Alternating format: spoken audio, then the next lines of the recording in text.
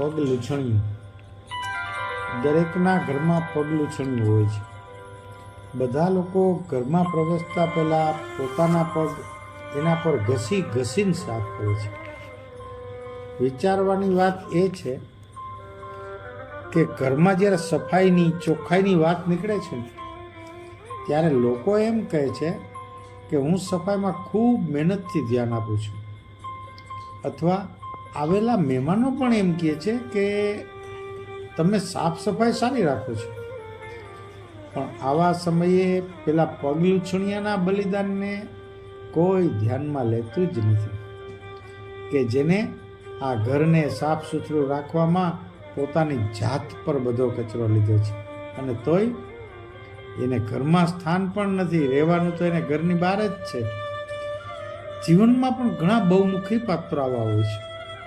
કદર ન થતી હોય ને તોય મૂંગે મોઢે ભલાઈના કાર્ય કરતા જ રહે છે.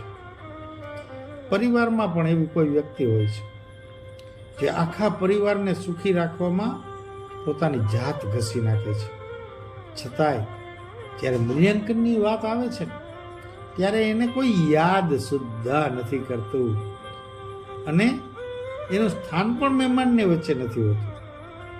પગ લૂછણિયાની જેમ એના કાર્યની મહત્તાની કોઈ જ નોંધ લેવાતી પણ ન હોય, અને ખાલી નગારા રણકે ઘણા કહેવતની જેમ કંઈ જ ન કરતા હોય ને એની વાહવાહ થતી હોય છે. ખરેખર એ સનાતન સત્ય છે કે જેના આધાર પર ઇમારત ઊભી છે ને એ પાયાના પથ્થરની કોઈ નોંધ પણ કરતું નથી, ને અડકતા જ તૂટી જાય ને એવા શોભાયમાન પૂતળા જસ ખાટી જાય છે.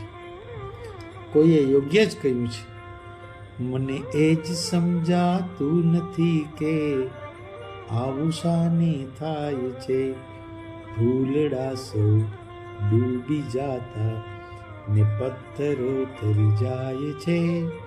મને એ જ સમજાતું નથી કે આવું શાને થાય છે. વાત નિત્ય પ્રકાશની.